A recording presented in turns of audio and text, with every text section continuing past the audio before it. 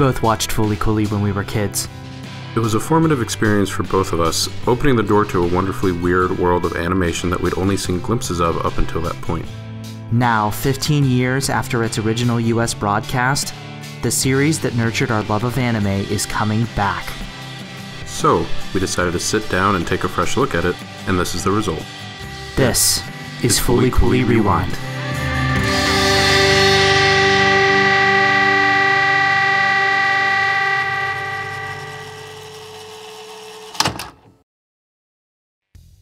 Hello, everybody, and welcome to the first ever episode of Fooly Cooly Rewind, where we are going to be taking a comprehensive look back at the original Fooly Cooly series in preparation for Fooly Cooly 2, which we are knocking on the door of as we speak right now. My name is Mark. I'm Patrick. Yeah, this is a new three-part miniseries that we are doing, basically dedicating the month of May to, like I said, where we take a look back at the original Fooly Cooly and give some thoughts on it, new thoughts and context to the new one, really. Yeah. We really wanted to do something kind of to celebrate the original series now that it's basically back in the zeitgeist completely, and kind of re-examine the original series because we don't really ever have any chance to do that. Yeah. Other than just doing it, which here we are. Yeah, most of the time we need an excuse. So Fooly Cooly began airing in the U.S. on October 20th, 2003, and it was airing originally on Adult Swim's late-night anime block back when they were broadcasting anime on weeknights, and Toonami was a wholly separate thing. It was being broadcast alongside other anime like Blue Gender, Trigun, and the very end of Cowboy Bebop, as well as Android Kikaider, the animation, which is a classic that is mostly forgotten over here. Yeah. But Fooly Cooly, thankfully, was not a classic that was mostly forgotten over here. In fact, it's a Fooly cult Cooly hit by definition. Definitely turned into a cult hit and then eventually just turned into a straight-up hit as the years progressed. A remarkable success story given the show's pretty lukewarm reception, I think, initially in Japan. It was obviously intended to be mostly an animation experiment by Gainax, kind of testing out. It was fully young animators testing out. It was Gainax's first foray into computer and digital animation, and you can see that as early as the first episode. I'm sure we'll get to that. Basically, Fooly Cooly just became an explosive hit over here and was pretty formative in a lot of people's young lives, including ours.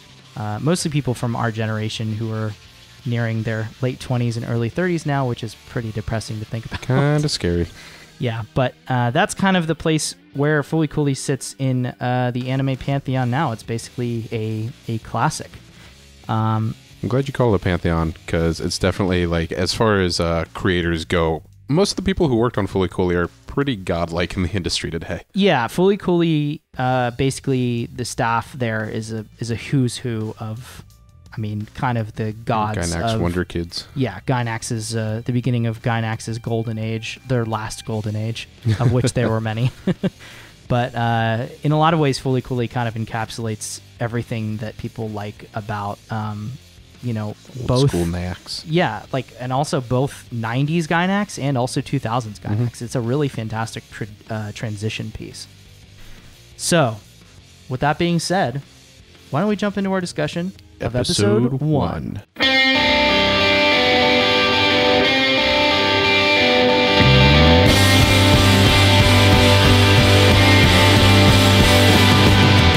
Okay, so Fooly Cooly's first episode is predictably titled Fooly Cooly. Original. FLCL. It is directed by the future president of Studio Trigger, Masahiko Otsuka, who actually directed 3 episodes of the show. And animation direction was handled by another fairly well-known Gainax name, maybe not top tier, but the animation direction was handled by Tadashi Hiramatsu, famous character designer who did character designs on Yuri on Ice and Parasite and His and Her Circumstances, and just is a very talented key animator in his own right. It's so cool to see Otsuka still hanging out there, because the way I know Otsuka is Little Witch Academia, because he's a scriptwriter there, and it's cool to see how far back he goes. Yeah, and it's cool to think of him as a director with somebody with his hands in the muck, because I mean, most of the time I just think of him as the president of Trigger, which is a very fatherly figure. Yeah, in terms of just the day-to-day animation work, is a pretty hands-off figure. So, but yeah, he's a co-founder actually of Trigger with Imaishi, who also worked very heavily on this series, as we'll see as we sort of get into it. So the opening scene with Mamimi and Naota kind of under the bridge, she's swinging the bat, and it has this really cool direction where you don't see anybody's face until like a full minute into the show. You just kind of hear them talking with one another. But kind of the central thing that I never really grasped about these first couple episodes when I was younger is how much they're actually about Naota's brother. Yeah, especially Mamimi is all about him. Yeah, the opening scene does a really good job of kind of showing how much they're both living in his shadow, with Mamimi basically having been dumped cold turkey, and so Naota's brother is a professional baseball player in the United States. He basically played baseball all throughout their youth, and then is so good that he eventually moves away. And it is revealed later in the episode that he has a hot American blonde girlfriend, naturally, which Mamimi is not taking very well, and Naota is just kind of not really taking his absence very well either, because it's his big brother. It's his idol. Well, that, but also I feel like he's more mad at his brother than anything for leaving him there, because now he's kind of stuck, at least initially that he feels this way, with Mamimi. Because she is very much using him as a stand-in. For sure. Yeah, otherwise she'll explode. Yes. It's kind of funny how much, but before that last part we mentioned how much it kind of mirrors Simon and Kamina. Yeah, and totally. Garlagan, if you think about, the idol, and then he's gone. Yeah. And the rest of the story is about coming into his own in the absence of this person he's been depending on for character, really. Yeah. But it's this, it's this kind of central theme to Fooly Cooly in a lot of ways, and is this sort of, Naota really wants to be an adult, and he can't wait to stop being a kid, and kind of the one, his most important link to adulthood, his brother, is now just gone. Out of the picture, and quite literally. This opening scene really does a good job of just kind of hitting you in the face with his absence, even though he's not a character that you ever actually see more than, like a flashback sequence in the show. But so that scene then spills out onto the bridge above them, which is a very central area within Fooly Cooly and within the town. And we have the first sour drink scene. And as I understand it, the sour drink is a metaphor for adulthood in a lot of ways. Fooly Cooly is not the only anime to touch on that either. It's just the taste for sour, bitter things you acquire as you get older. Yeah. It's a little blunt.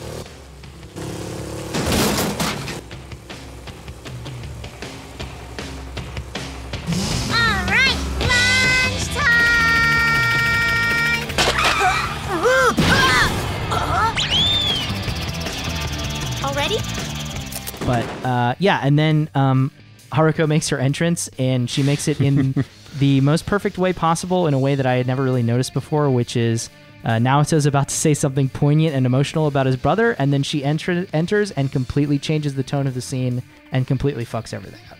Yeah, that's kind of her MO. Yeah.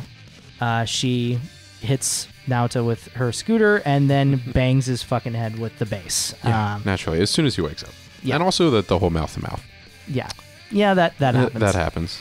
But I'm starting, every time I watch this show, I start to think more and more about Haruko as sort of like almost like a more meta, like storytelling force in the show. Because she's like the one thing that causes change in this show. She is just this, she's a giant metaphor for change and chaos and randomness. It's kind of interesting that the show makes it so that the only way to change is that crazy outside force. Yeah. I mean, I don't think that's a message, but everybody who changed in the show does it as a response to that. Well, and it's, I think the ultimate message of the show that I think we'll start to piece through as we get into this is that, by the end of everything, I think Naota realizes that he doesn't have to change. Yeah. He be a kid while you're a kid. Enjoy being a kid. Being an adult sucks, as you can very plainly see by like all of the shitty adults in this show. So yeah, but it's interesting to see a character so thoroughly used as like a plot device as much as she's actually used as a character. Also very hard to believe that was Kari Wahlgren's first voice acting role. She nails it. It's especially funny next to Mommy Me, because Mommy Me, at least in the first couple episodes, isn't that great. Do you know who voiced her off the top? Exactly. See, we don't know, and yet Kari Wahlgren is like a household name in dubbing. Yeah. Well, and it's also one of those things where this dub, I think, is so good is because it does use a lot of old school dubbing techniques, like the fact that a woman is actually voicing Naota, who is a young boy, prepubescent. Anyway, so they do the slow motion kissing scene, and there's that really great little aside where it's like a behind the scenes. Yeah, they're talking about it. That's one of the things I wanted to bring up about it being new animation techniques, is that was already a behind the scenes aside, like meta fourth wall breaking in the show. Yeah. But it was also kind of the animators talking about, this 3D stuff is weird. Yeah. Because they definitely abused it there with a long shot and the huge pan. Yeah, there are multiple instances in the show of like the animators themselves and the writers breaking the fourth wall, which is really funny. Another thing that I never got until this rewatch, mostly because I A, never cared that much, and B, never actually looked it up. So Haruko refers to Naota as Taro-kun several times during episode 1. Taro is, and this is a IMDb entry, Taro is perhaps the most generic name in Japan for a boy, and it is used as a placeholder for unidentified Japanese males like John Doe. Yeah. That's a fun fact for you viewers that I never knew until now. He has to overcome becoming a Taro. But it is really that is true. It is really crazy how much you kind of need to know about Japanese culture, even with the English dub. Oh yeah, that comes through. There's quite a few instances of them like still peppering Japanese phrases into it. Yeah, and I actually have that in my notes. Yeah. Kari literally says "yoisho" when she picks something up off the ground. Somebody else goes like "are" at one point. That's the end of this episode. She's literally looking around, just going "are, are." Yeah, and that's it's pretty funny. Fucking great. It's pretty funny because you have that, and on the other side, some of the dubbing points are like so heavily localized. Like there's a reference to MTV in the first one. There's a scene in the second episode where his Kanti comes back to the house with all the like wrong shit that everybody asked for. And the grandpa's like, I asked you to get the Anna Nicole centerfold. Exactly. Which is great. It's a callback because they said at 7-Eleven he was reading Hustler. Yep. I don't think they have that in Japan. No, they don't. They don't have Crystal Pepsi there either. And the Van Halen Right Now commercials that were done for them. Yeah, that was in our first Fully Coolly video. Oh my. So we move then to this little scene in the classroom, which are the things that I think these little interludes are the things that I remember the least about watching the show when I was a kid. Without the robots. It was mostly just like nonsense to me, and a lot of it still is. But another thing that I definitely never got as a kid was all of the sex, masturbation, and penis jokes in the show. Yeah, there's more than a couple. It is a lot. One of Naota's classmates is talking about the Vespa woman, who they have already created a legend around, saying that she leaves a mark that shows you've been doing something perverted. And of course, Naota has a giant phallus growing out of his fucking head. And then this is the first instance of the phrase in the show "fully coolly," which is it doesn't mean anything. No, complete gibberish. But the thing that there are certain moments in which they try to convey some very vacuous meaning to that phrase, and I think the thing that they do it most with in the show, and it begins in this scene, is fucking or masturbating. Because there's just multiple points in the show. It's almost always something like vaguely sexual. Yeah, someone's babbling, and they say like, they at the end of it they always just scream "fully coolly" at the top of their lungs for no reason, and it's sort of kind of drawing attention to, "fully coolly" is fucking, or it's masturbating, whichever one, something perverted. And then those masturbation and sex illusions continue abound in the next scene, which is the really great manga dinner table scene. That's like one of the most famous scenes in anime, to be honest. It is one of the coolest things. Based on a manga. It was completely original, and they decided to draw it in manga and move the camera around. It was just the thing that they decided to do, and it is, I think, probably the thing in my mind, other than just the fact that the show is insanely well animated at times, that just sticks out to me the most. Yeah. Such an idea, and it's rapid fire jokes too. It is, and it's completely incomprehensible. There is dialogue in that scene. Yeah, 1/4 of the way through the dialogue completely loses me, and I have no idea what's going on. I don't think you're supposed to. They're just talking about different things that Fooly Cooly might be, and it's all pretty much to make fun of Naoto.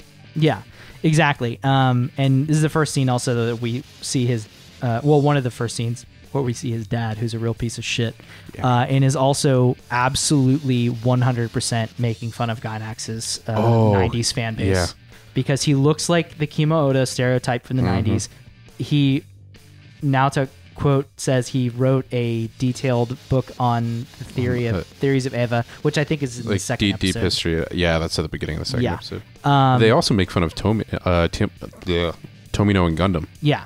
Yeah, there's anime references all over the show that they thankfully found a way to localize without making too crazy. But so a couple funny things that I noticed. First of all, the logo in the top right of the page, which they show for half a second, says Young Fooly Cooly, which is fucking hilarious. Because it's just like Young Shonen Sunday, Young Jump, like all of the shonen manga magazines in Japan all have Young in the title. And then this is another very explicit tying of the phrase Fooly Cooly to fucking. Literally, his dad at one point says fondling around, fooling around, Fooly Cooly. And then Naoto says, "What's Fooly Cooly? How should I know? I'm still in grade school." Poor Naoto. Great scene. I fucking love that scene. I would love to see the storyboards for that scene. It would be like Inception.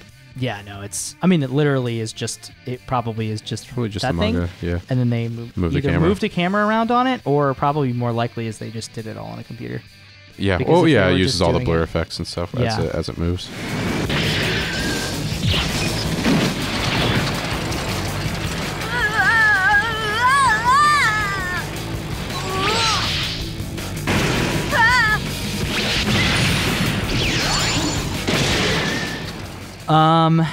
Then Patrick, we finally come to the last scene on the bridge, which is, I think, the moment in everyone's first watch of Fooly Cooly when you start to realize, like, oh, this show is both very serious about what it's trying to do, and be unlike anything that I have ever seen before. Absolute insanity. Yeah, it's nuts. There's more dick jokes with his horn coming out, and he literally saying it's getting bigger. Yeah. And then the final fight scene has cuts from just about every famous Gainax animator that you can imagine, including confirmed ones from Sushio, Yo-Yo Shinari, who are both Trigger all-stars, and a couple possible cuts from Hideaki Anno himself, who is the ghost lingering behind the show. Yeah, he's on his way out at this point, isn't he? Yeah, animating explosions, basically, is the only thing that he is sort of... That's what he started with in Nausicaa, so... Yeah, his signature is on more than one Genga that they've released over the years from the show, so he definitely worked on it, but there's a couple cuts in this first episode that everybody's like, everyone on Sakura Guporo is like, oh yeah, that's Anno. That's Anno. There is a quote that Naoto says towards the end when Haruko finally clangs Kanti on the head. He says, "In that moment, just for a second, she looked like my brother." Yeah. I have absolutely no memory of that quote. I have a memory of it, mostly being confused by it. You know, even in later watches as I grew up and knowing that this thing is layered with metaphors and symbolism, I got no idea what they're trying to do there. I mean, ultimately they're trying to draw the same sort of adulthood parallel with his brother that with Haruko, and trying to set up this weird sort of like prepubescent crush combined with admiration, like almost idolization. I mean, of Haruko. up until this point, he's been nothing but annoyed with her. Yeah. And he starts to see like a different side of her, and I mean, like anything. It's been set up that anything that's evocative of his brother is something that he is just gonna latch onto, despite how begrudging he might seem in doing so. So I thought that was an interesting quote. That I'm still not 100% sure on what they're trying to do there, but maybe they weren't. Which is something I have no problem saying about Fooly Cooly. Some things in there are in there just because they felt like it. There is a lot of shit in this show that Tsurumaki has literally come out and said, like, hands down, it is not supposed to make sense. Like, it is not supposed to be, overanalyzed. It's not supposed to be broken down into, like, there is literally shit in this show that was just written as psychobabble bullshit. So, yeah. But not to mention this is a translation. Yeah. An incredibly good localization. Yeah, it's not even a translation. It is a localization. Like it is about the best localized anime that I've ever seen in terms of just all of the crazy references. It's really fucking well done. But yeah, in the end, I think Haruko is the personification of everything that Naota is frustrated with, i.e.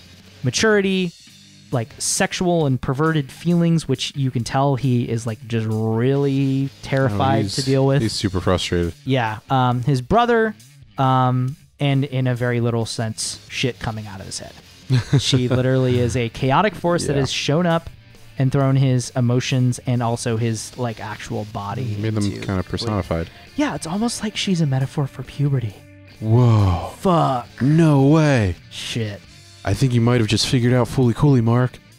Shit.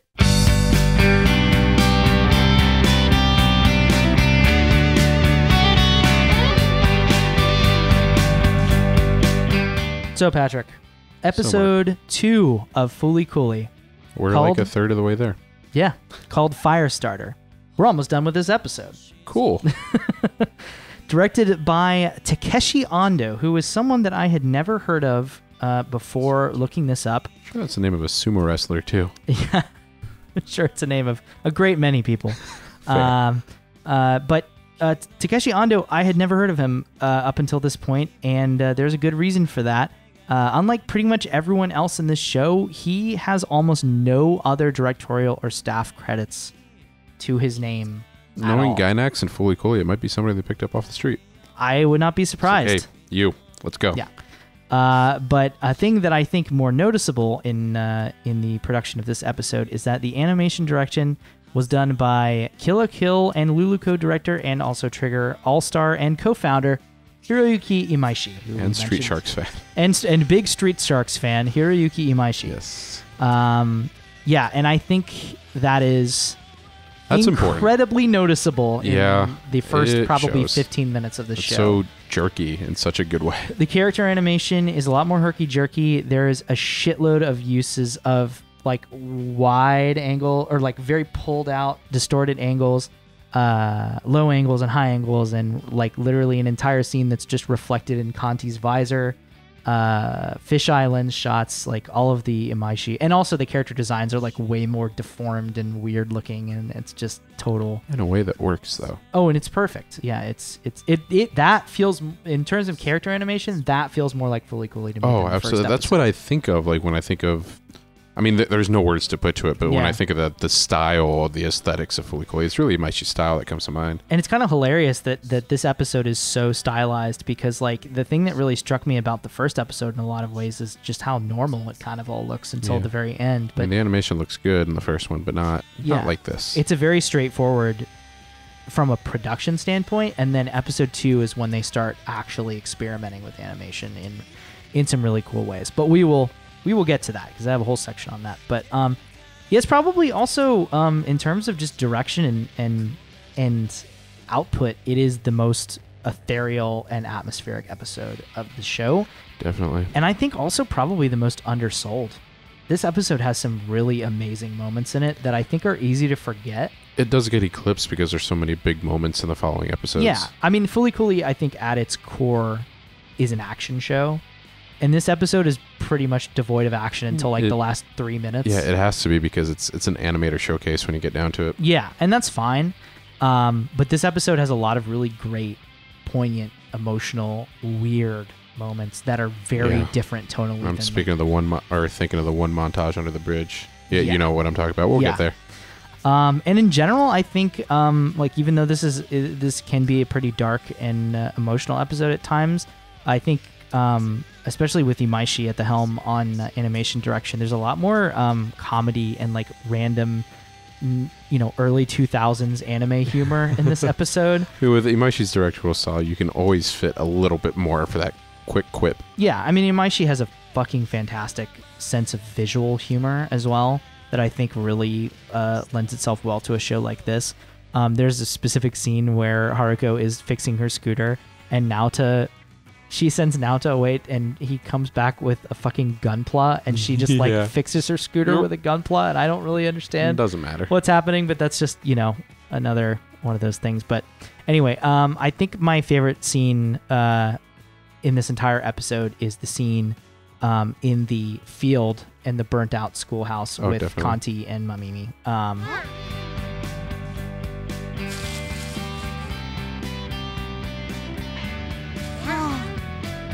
It's a god.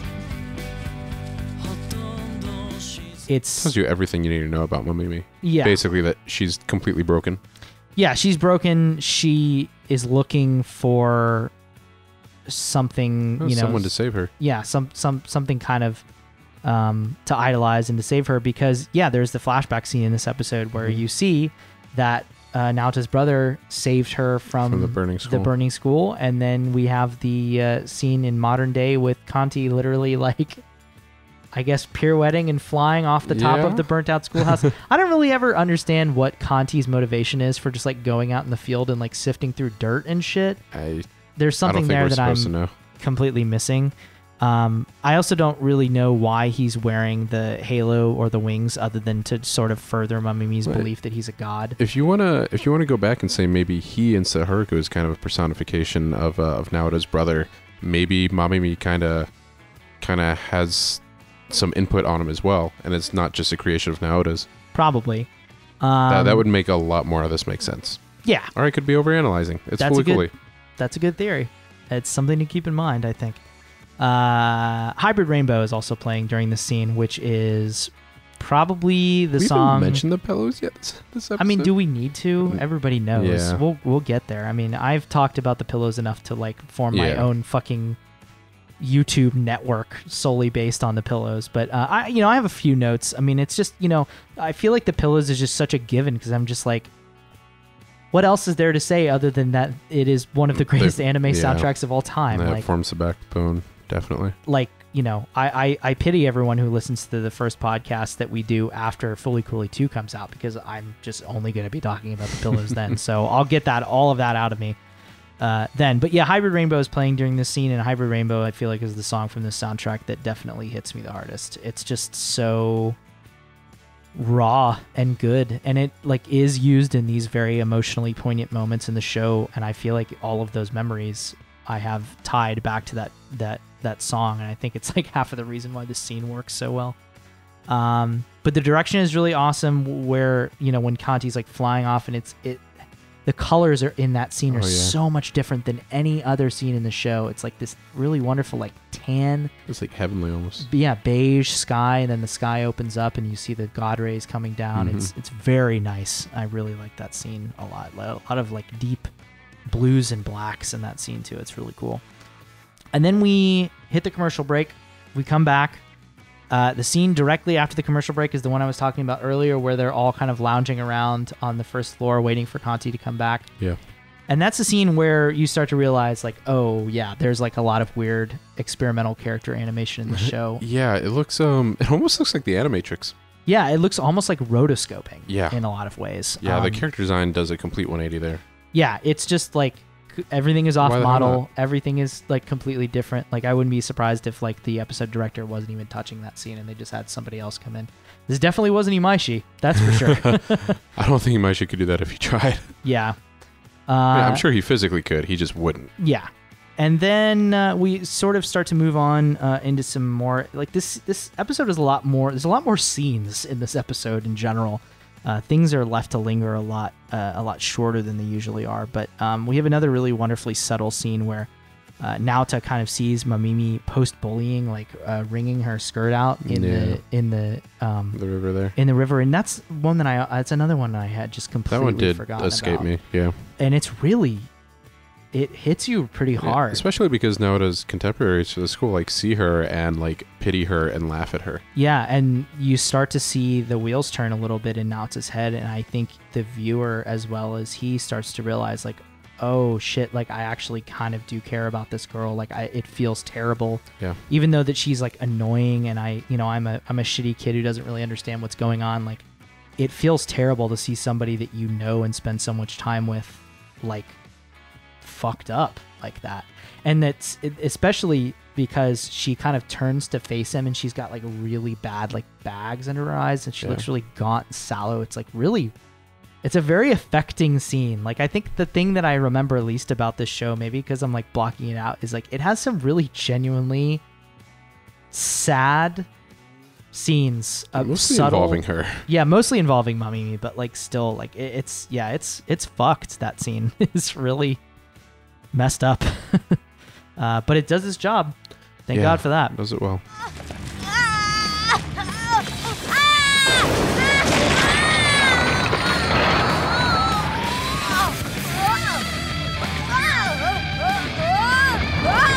So then finally we are brought to the end of the episode. Oh boy. It's kind of almost like a more expanded on take on the battle from the first episode. Like it's another. It's a similar design with the enemy. Though, like at this point, you know the hand motif is a thing. Yeah, and but this time we get that whole ass. Yeah, we do. It's just a big good Gynax mecha, and this is like the scene where I'm like, oh, this is why people say that Fooly Cooly is a mecha show, because it kind of is, even though it fucking it's got isn't enough at all. mecha designs to make an argument. But it is a big, bombastic, crazy Gynax action scene, and the exact type of thing that you would associate with this, this group of people. And first and foremost for that is that because Imaishi is a really fucking good action director. And you could tell that he was pretty much single-handedly in charge of throwing this scene together, fucking creating a masterpiece of action probably animation. Followed up on most of the cuts. Yeah. Really fantastic mecha design, like we said. It's really awesome, the fluidity of Haruka and Kanti's movements in this scene. It fits so well with Kanti's like lanky, like almost messy design. Yeah, and it's like such an iconic cut of animation that I always think of Haruko flying towards camera with the base reared up. It's it's a thing that this scene actually is really crazy because they totally fucking evoke it in that Fooly Cooly episode that they showed, the new one. Yeah, I was actually going to bring that up. I'm glad you did, because I was watching the first episode with somebody who had never seen it before, and I was able to, of course, had never seen the original Fooly Cooly. I mean, I was able to tell her, be like, all right, here comes Haruko. I can tell. Yeah. And then boom, perfectly. Yeah, and this scene really, especially with the sort of spaghetti tendril things flapping around, and it's so cool looking because you have the same sort of 3D movement that I think they're really trying to evoke in this new season, or what we've seen so far. I don't want to talk too much about it because that'll be a whole other miniseries probably. But with Haruko flying into frame, and then you have these really smooth sort of tentacles, like or like cables, actually kind of like flapping around. It's really cool. We got some of that in the first episode, but here it's just like here all we're there. out. We are there. Yeah.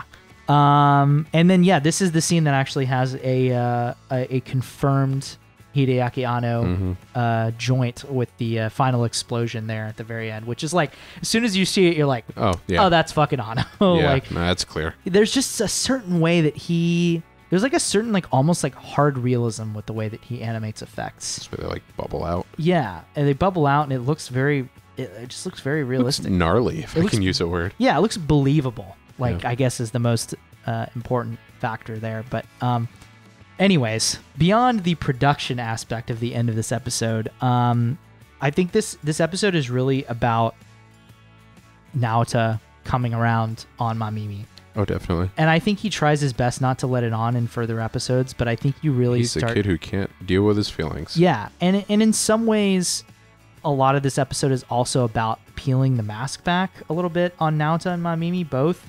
Because especially I think that the whole episode kind of revolves around that scene. Oh yeah, the bit with the bread ears, the cross, or the day old bread rather. That the scene with her in the river, the scene with her and Kanti, it's all sort of engineered to peel her sort of weird Manic Pixie Dream Girl facade back and realize that she is probably the most tragic character. Especially because she's not even allowed in the house. No. Remember? Yeah. Yeah, it's messed up.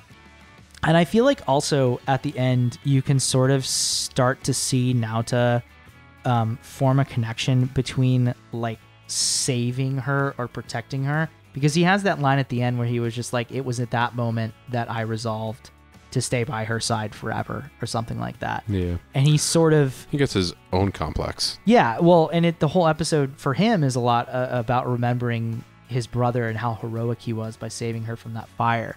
And obviously he wants to be exactly like his brother. He wants to be, powerful and successful. So he makes saving her as this sort of like rite of passage for becoming an adult in his mind and something that he can use to be like his brother, which is fucked up for a kid to want to do. Like, yeah, I'm going to save this older woman from herself, I guess. Yeah, good luck. Yeah. But Something tells me his brother's probably a shithead anyway, even beyond the mommy thing. Oh, no, he literally is. He sent him a fucking letter with like, I got me a hot American girl, literally written on there. And there's that really great scene where Haruko's just like, I can't. And like, should I tell him I can't? And he's like, open up his mail. Like, fuck you, Haruko. That's going to do it for our discussion on episodes 1 and 2 of Fooly Cooly. On this, the first episode of Fooly Cooly Rewind. We will see you again next week, same time and place, hopefully, for episodes 3 and 4. Until next week, fondling around, fooling around, Fooly Cooly. That's how we end it. I hate us.